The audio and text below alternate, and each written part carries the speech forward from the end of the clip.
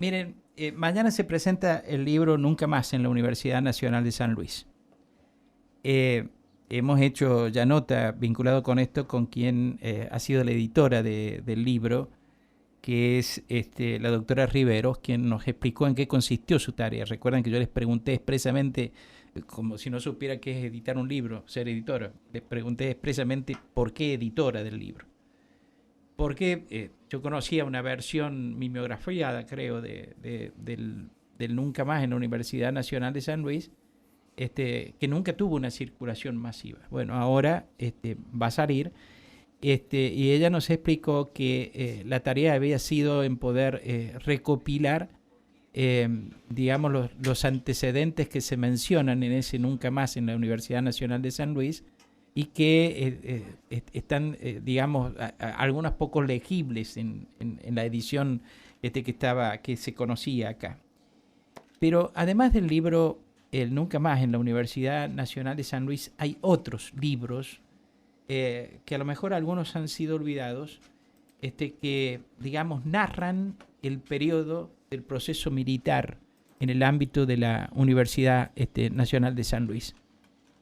Y entre esos libros que narran lo que pasó en la Universidad Nacional de San Luis, hay una contribución de hace ya varios años de Marcelino Iglesias, Valentín González y René Marder, tres, tres personas muy unidas a la Universidad Nacional de San Luis, a la vida de la Universidad Nacional de San Luis, diría al cincuentenario de la Universidad Nacional de San Luis, que cuentan en ese libro, dan sus testimonios de lo que ocurrió, además de documentar situaciones que se vivieron en el ámbito de la universidad con lo que ellos llaman, digamos, las personas que fueron expulsadas directamente, porque así figuraron en las disposiciones de la prescindibilidad, como le decían entonces, más otros que no figuran ahí, pero que también se tuvieron que ir de la universidad.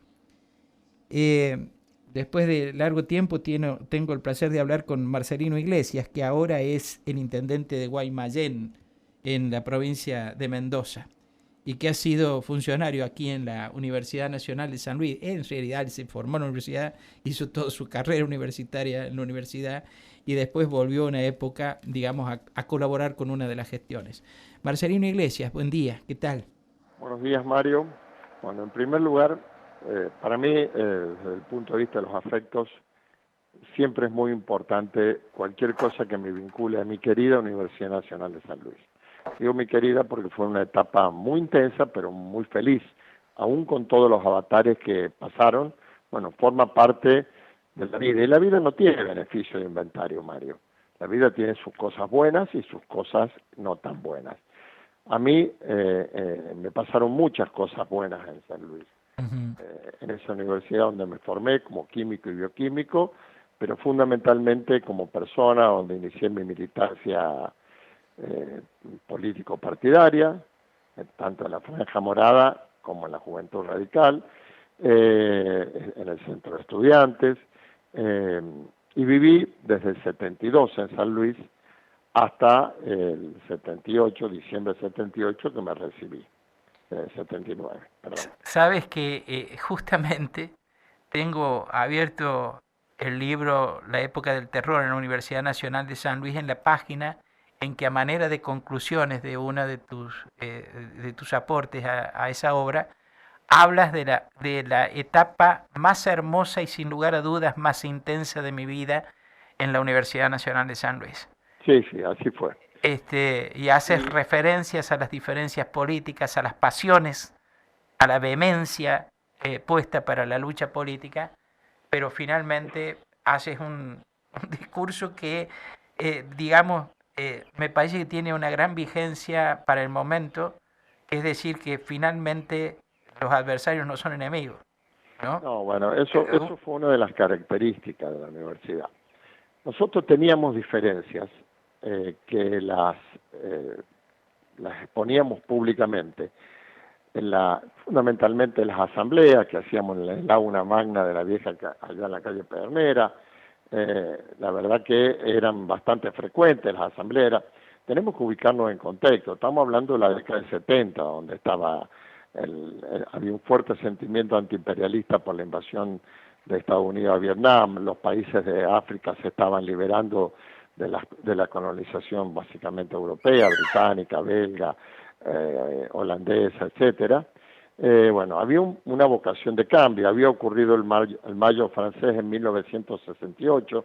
Yo, siendo estudiante secundario, fui espectador privilegiado, no fui protagonista, pero fui espectador privilegiado del Cordobazo, porque me encontró en pleno centro de Córdoba cuando venían bajando las columnas desde Santa Isabel al centro. Bueno, había una vocación de cambio. ¿Pero eras muy chico, bueno, en esa época eras adolescente? En el 69 tenía 16 años, pero tuve la suerte de nacer en una familia, en un pueblito muy chiquito de Córdoba, donde lo único que se hablaba era de política. Mi padre me formó y mi madre también.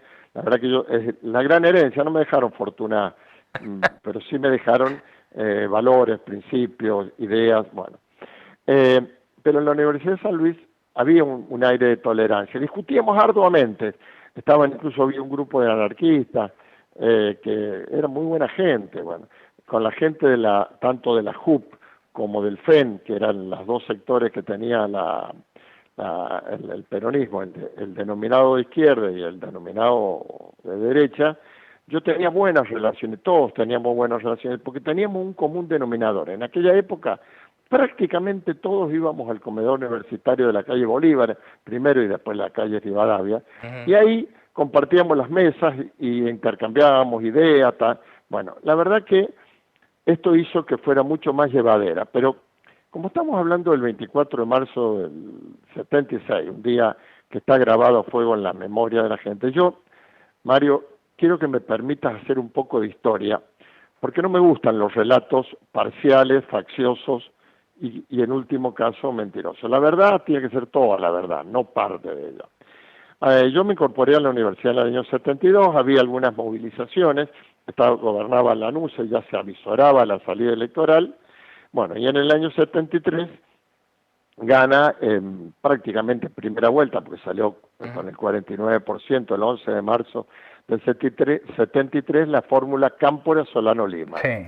Cámpora era una persona colocada en su lugar por el general Perón, que estaba todavía en España, ya había venido en noviembre del 72, creo, se habían reunido con Balbín, pero era claro la consigna que cantaba la Juventud Peronista o el movimiento peronista era Cámpora al gobierno, Perón al poder. A partir de que asume Cámpora se produce una serie de decisiones vinculadas fundamentalmente por su vinculación con los grupos armados, montoneros, que ya existían, y acá quiero hacer una aclaración. Había varios, pero básicamente dos grupos armados. Uno era el ERP, que tenía un origen más bien socialdemócrata o marxista, y otro era Montoneros. Casi todos los dirigentes de Montoneros venían de la ultraderecha y de la ultraderecha católica. Es como que pegaron un giro copernicano de la ultraderecha a la izquierda sin solución de continuidad, pero siempre con una visión mesiánica, como tiene la ultraderecha, y la fueron llevando a través del tiempo. Se produce una gran tensión entre Perón y lo que se llama la tendencia revolucionaria del peronismo, que agrupaba a la juventud universitaria peronista en la universidad, a la JP, etcétera. En San Luis tuvimos la inmensa suerte que durante la primera etapa se designa a un rector que fue una maravillosa persona, que fue Mauricio López, de quien, si bien había sido propuesto por la JP, por la JUP, él tenía diálogo con todos y era, vuelvo a repetir, una bellísima y maravillosa persona. Yo tuve oportunidad de dialogar varias veces con él, la última vez telefónicamente, desde la terminal de Mendoza, porque había ido a visitarlo, fueron 3 días antes que lo desaparecieran acá en la calle Olegario y Andrade de Mendoza. Varias veces que yo venía acá a Mendoza a visitar a mi entonces novia, me venía o alguna reunión, Mauricio viajaba en un viejo Peugeot 404 y siempre llevaba alumnos, algunas veces me colé con él. Tuvimos la suerte de tener un rector que, Cuando él iba, digamos, desde acá de San Luis a Mendoza, por ejemplo, un fin de semana. claro, porque él iba los lunes y volvía los viernes. Mm. Eh, el, el diálogo era permanente, con lo cual la violencia interna de la universidad no era tal. Así había mucha tensión entre las distintas facciones de peronistas, de la JUP por un lado y el FEN, que era por el otro lado. Yo era amigo de todos, de hecho de muchos sigo siendo amigo, otros lamentablemente ya no están porque tenemos nuestros años, yo tengo 70 años, pero acá parece que la historia hubiera comenzado el 24 de marzo del 76, esto no fue así. La violencia social comienza con la tensión entre Perón y la tendencia revolucionaria de la JP. Y si lo vemos cronológicamente podemos decir que, bueno, cuando... Pero y eso digamos, se traslada a San Luis esas peleas que eran se trasladan, tan notorias, digamos, en el ámbito universitario, en otras grandes universidades. ¿Se traslada a San Luis se también? traslada amortiguado. Afortunadamente San Luis es un pago tranquilo y de buenos amigos y todo llegaba mitigado.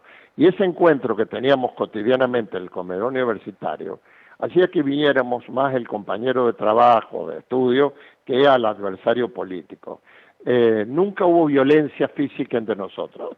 No, nos decíamos discursos, Sí, porque cada cual defendía su postura, claro. pero éramos democráticos igual. El tema a nivel nacional, lo que pasa es que el 20 de junio del 73 ocurre algo gravísimo, que la historia medio pasa por de lado. Lo menciona, pero no en la gravedad que tuvo. Los hechos de Seiza. La segunda llegada Ujú. frustrada de Perón a Ezeiza, porque tuvo que aterrizar finalmente en la base de Morón, donde debe haber sido la manifestación más grande de mucho tiempo, durante mucho tiempo. Yo me acuerdo que a mí me invitaron, a algunos amigos de la juventud peronista me invitaron, yo no quise viajar, en el tren que salía de San Juan, pasaba por Mendoza, por San Luis, para ir. Fue una movilización maravillosa, pero terminó en lo que se denomina la masacre. Claro, El de manera escenario trágica. copado por los grupos de derecha, de Osinde, de López Rega, de todos estos grupos, Mm. por un lado, y por otro lado, los montoneros. Daniela sí, Camila, que me relata en primera persona esto, son dos o tres compañeras de estudio, de bioquímica, que militaban en la JP, Y que una de las habían cuales ido. nunca más militó porque Ajá, quedó espantada. ajá. Bueno, a partir de ahí se produce un quiebre total y absoluto entre Perón y Cámpora, tal es así que pocos días después, 23 días después, el 13 de julio, renuncia a Cámpora. Ahora, Marcelino, disculpa, pero me voy a quedar sin tiempo. Todo esto, ¿cómo incide en el ámbito de la Universidad Nacional de San Luis y qué, digamos, qué, qué, qué, qué implica para lo que aconteció después del 24 de marzo del 76? A ver, ¿cómo incide la Universidad de San Luis? Incide por este enfrentamiento que había fundamentalmente entre los distintos sectores del peronismo. Ni el MOR, que era Oh, era el brazo del Partido Comunista, que era ajá, reformista, ni los anarquistas, ni siquiera los grupos trotskistas eh, eran demasiado protagonistas. Y nosotros teníamos obviamente una puja casi River Boca, radicales versus peronistas, pero en el sentido ya más democrático, ¿no? Tal es así que en la primera elección del centro de estudiantes la gana la JUP y la segunda la ganamos arrasando nosotros, pero ya en septiembre del 75. Había un gran acoso sobre el gobierno de Elías Adre, sí. que tenía más vinculación con los sectores juveniles del peronismo, aunque era un hombre del peronismo tradicional. Por otra parte estaba Niño y Rodríguez Sá, que estaban vinculados a lo que se llama la derecha Jorge Popo peronista. Niño. Mm, Sí, sí. bueno, todo Y eso tiene una diputados extensión, provinciales eran. eran diputados provinciales, sí. Ujú. Y la realidad era que influía en la universidad. Ahí hubo un personaje nefasto, era extra universitario, pero jugaba un rol en la universidad, que fue el obispo Juan Rodolfo Laice, una persona, un lefebrista, diríamos ahora, a la luz de lo que pasó después, que tenía su grupo de acción católica que él usaba para sacar información, tal es así que cuando a mí me detienen el 24 de marzo, lo que más me interrogan es por lo que yo había expresado en algunas asambleas contra las posturas del obispo.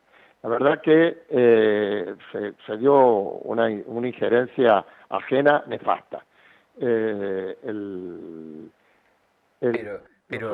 Pero Laice, perdón, pero Laice tenía sus personeros dentro del ambiente universitario, sí, o accionaba directamente él. Tenían sus personeros, algunos, muchos buenos chicos que eran de la Acción Católica, que él los usaba como transmisor de información, ¿no es cierto? Ajá. Y después fue, digamos, un colaborador acérrimo del proceso que comenzó la dictadura el 24 de marzo del 76.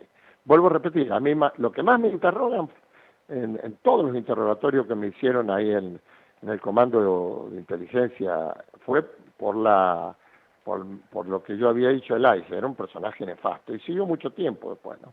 Era un mensaje ultraconservador. Cuando viene el golpe, ya la JUP estaba muy venida menos, de hecho varios militantes, porque ¿cuál fue la lucha que teníamos nosotros desde la Juventud Radical y la Franja Morada? Queríamos el cambio, pero no por la vía armada, queríamos el cambio dentro de la democracia. Y lo que más les reprocho a los montoneros y a todas sus digamos, organizaciones satélites como la JUP, la JP, es que ellos eran golpistas, querían el golpe, querían que se fuera Isabel, porque decían, en medio de su delirio, que las masas, no sé a qué masas se referirían, se iban a alinear detrás de ellos y van a producir la tan ansiada revolución. Un delirio total. Tal es así que hace poco escuché a Fernando Vaca Narvaja, el padre del embajador en China, diciendo que con la contraofensiva que organizaron en el 78 determinó la caída de la dictadura, cuando todos sabemos que la caída de la dictadura fue por los desaguisados económicos y fundamentalmente por el desastre. Sí, hay esas interpretaciones equivocadas, ¿no? O lo que a la luz de los hechos después aparecen como equivocadas. Y cómo hay, quiero conocer esto, disculpe que te salte, sí. Incluso contradiciéndote en lo que cuando comenzaste a decirte que no te gustaba la historia parcializada. Pero ¿cómo es que se da, digamos, ustedes, por ejemplo, en el libro publican una lista de personas de las cuales se había prescindido, digamos, en el ámbito universitario, profesores, no docentes, y también hay estudiantes, ¿no? ¿Cómo se hace, digamos, después el retorno de toda esa gente a la vida universitaria? Bueno, algunos no retornaron nunca porque fueron a otros países, México. Acá ayudó mucho el gobierno de Carlos Andrés Pérez en Venezuela. Y era, paradójicamente, una historia tal vez conocida en parte, Héctor Hidalgo Solá, que era un dirigente radical, amigo personal de Videla, fue designado embajador. Y por la fuerte presión de Carlos Andrés Pérez, que era un presidente socialdemócrata, pudo, por ejemplo, exiliarse Hipólito Soler Irigoyen, que después sigue a París, a Francia. A Hidalgo Solá después lo mata la AAA, ¿no? ¿Cómo? A Hidalgo Solá lo mata la AAA después. No, lo mata Macera. No. A Hidalgo Solá lo manda a asesinar Macera en pleno proceso, un día que vuelve de Venezuela. Sí. Yo lo conocía a Hidalgo Solá porque él era tesorero del Comité Nacional y una vez cuando se intervino el partido se reunió con nosotros, una persona en las grandes tiendas de Hidalgo Solá. Me acuerdo que nosotros le solicitamos lienzo para los carteles. Es una parte de la historia pintoresca de aquella época. Hubo un hecho muy importante en San Luis. San Luis junto con Jujuy fueron las dos únicas universidades, eran universidades nobles, porque nosotros el 10 de mayo del 73, todavía en el proceso con la NUCE, se crea la Universidad de San Luis. Fueron las dos únicas universidades que mantuvieron sus rectores.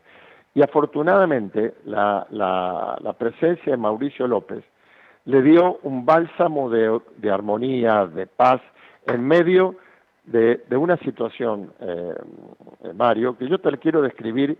Era muy difícil hacer escuchar la voz cuando lo que silbaban eran las balas y explotaban las bombas entre la lucha, entre la denominada izquierda peronista, que vuelvo a repetir, venían todos de la ultraderecha, del grupo Pampero, del grupo católico de ultraderecha de Córdoba y de otros lugares del país, y la derecha asumida como tal, creada por Perón y por López Rega, que eran las 3A, todas las organizaciones sindicales y demás. Tal es así que a Hipólito Soler y Irigoyen le ponen la bomba el 21 de noviembre de 73, 3 días después que él se opone a la ley de asociaciones profesionales que le daba mucho, consolidaba el poder sindical. Claro. Y Lorenzo Miguel lo declara enemigo público y unos meses después le pone una bomba, el segundo atentado, sufrió 3, en Puerto Madryn, que era su ciudad natal.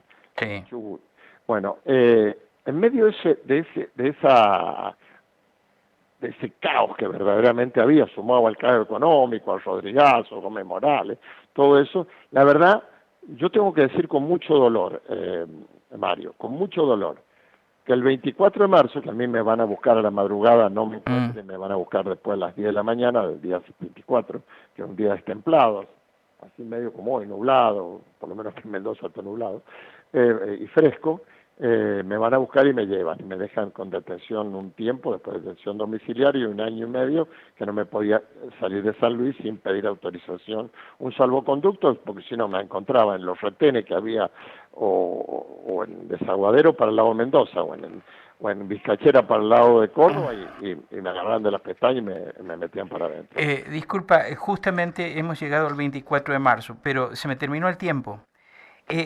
Una última, y te pido si lo puedes resumir tal vez en 1 minuto, porque tengo que entregar el programa. Dices en un párrafo del libro, hay algo que no soportaría ninguno de los que fuimos protagonistas de esa época. Vienes reflexionando acerca de los distintos sectores que en el ámbito estudiantil se enfrentaban, etcétera, y con todas estas características que nos diste recién. Dices, algo que no soportaría ninguno de los que fuimos protagonistas de esa época, y es que los incendiarios de los 70 seamos los bomberos del nuevo milenio. ¿Son los bomberos del nuevo milenio? No, uno no puede negar la historia y tiene que reivindicar las luchas. Yo las reivindico. Lo que nunca adherí y condené siempre, por eso aplaudí cuando sacó los 2 decretos Alfonsín, en el primer decreto donde juzga en uno juzga a la Junta y en otro a las cúpulas guerrilleras, es la violencia armada. Nosotros tenemos que seguir llevando la llama de lo que se llama que ilumina los incendios, del cambio, pero sin apelar a la violencia armada. Nosotros siempre nos opusimos a la violencia armada, con poco éxito, porque cuando suenan balas y estallan bombas, las voces se escuchan poco. Esto es la verdad. Y yo no me arrepiento de haber tenido la postura que tuve, pero quiero dejar claro, ni existen los 30.000 desaparecidos, porque la CONADEP, cuando Alfonsín la convoca, el peronismo se niega a integrarla, porque había firmado un acuerdo para convalidar la ley de Viñones, que la había trabajado Nicolaide, de autoamnistía, y la integran personas intachables, y estuve el 20 de septiembre de 1984 en la Plaza de Mayo, cuando Ernesto Sábato le entrega el resumen, que es el Nunca Más, ¿no es cierto? Nunca Más. Que después dio origen al juicio de la Junta, donde el fiscal Estracera tuvo un papel descollante, como ahora se ha recordado en la película. En la película, sí. En la película 85, más allá que tenga alguna omisión, es un hecho histórico innegable. Marcelino, disculpa, pero me excedí mi tiempo. Bueno, te agradezco muchísimo que me hayas atendido y que hayas dado este testimonio. Cuando ustedes quieran y tengan tiempo, seguimos Sí, encantado. Ha sido un placer. Mario, la historia no tiene beneficio de inventario. No tiene beneficio de inventario, así es. Muchas gracias, buen día. Vale. Marcelino Iglesias, exfuncionario de la Universidad Nacional de San Luis, autor del libro La época del terror en la Universidad de San Luis, junto con Valentín González y René Marder, actual intendente de Guaymallén, en la provincia de Mendoza, estuvo esta mañana aquí en Nada Secreto en Radio Universidad. Bueno, señora May.